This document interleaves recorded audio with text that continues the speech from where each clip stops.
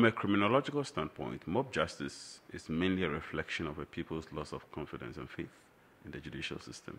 When people think that thieves and alleged criminals will invariably be freed, and freed not because of innocence, but freed because the system is corrupted, people invariably resort to mob justice. I'm not saying that when you have a perfect system, there can't be mob justice. You can have a perfect system with still some element of mob justice or mob injustice is being perpetrated.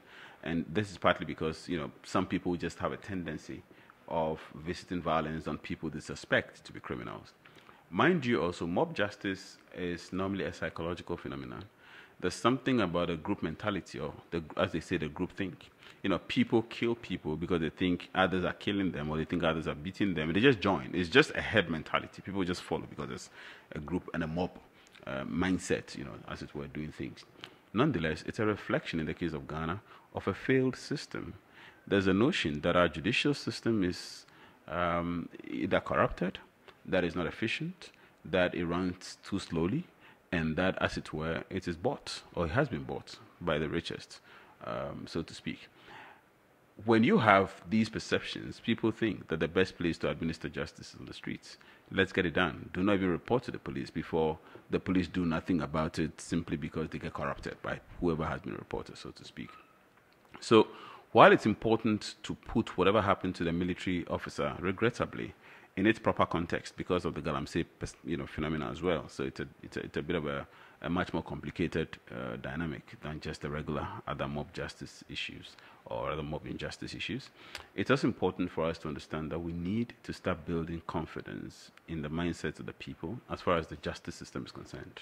There's a perception out there that the justice system is hijacked, that is hijacked by the rich, is hijacked by the elite, that the justice system is not understood, that it is corrupted. There are all these very negative perceptions about the justice system out there. And there is also this defiant attitude by those of us in the justice system. I'm talking about lawyers, judges, and the stakeholders. There's this defiance and stonewalling attitude of not really being interested in explaining things to people, in opening up, in demystifying some of the myths, in bringing justice to the people, and in really, really working very hard to ensure that some of the concerns that people have there are addressed. This is not to say that there hasn't been reforms. There have been a lot of reforms in the last 10 years or more, but probably the reforms have been slower than they should have been. Probably the demystification project has been taken for granted, and the consequences are being felt. Justice must be demystified, and a failure to demystify justice will lead clearly to an insurrection against the judicial system. Mob justice represents an insurrection, a rejection, more or less, of the judicial system, and that's a dangerous thing for us, especially by the regular folks on the streets, and especially by the uninitiated, so to speak, who may not understand the legal technicalities and who may not care.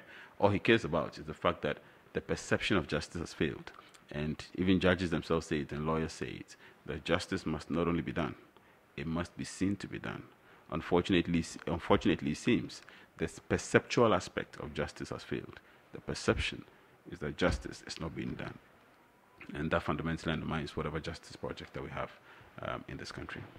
A person goes into the judicial process as soon as he's arrested, so it starts from the police station. Regular people will tell you sometimes that the reason we don't arrest people and send them to the police is because we think the police are going to let them go freely. That perception is a dangerous perception. That perception that the police can be bought, rightly or wrongly, is not the issue. The issue is it's a perception that must be dealt with. The fact that people do not have confidence in the policing system is the reason why there's mob justice. The judicial service itself, the judicial system itself is in the middle to the end, to the tail end of the spectrum. The beginning of the process is the police. If, in the case of the military officer, if there was the belief that the arresting officers would do their work properly, probably there would have been no lynching. Probably he would have been arrested by the mob, or the police would have been called in, among others. The process is there. But the belief is that right from the onset, people can corrupt the process. And so, as I indicated, it's important to put whatever happened to the unfortunate military officer in context. And the context is that it's also characterized apparently by the Galamsey phenomenon. I'm not quite sure, but apparently that's the context. So it's important to put that in its proper context. Nonetheless, the general factors are the same. The perception that the police system or the policing system can't be corrupted, the perception that they can't be counted upon, the perception that even when the arrest is properly done and then the criminal process is underway, that somehow the whole process can be hijacked by the rich, by the elite, and regular folks can be, as it were, shortchanged by the process. All these perceptions are dangerous. It is the reason why when people suspect crime or criminality, instead of reporting, they decide to administer justice themselves because they do not even want to go through the process, thinking or assuming that the process is predetermined and prejudged against them.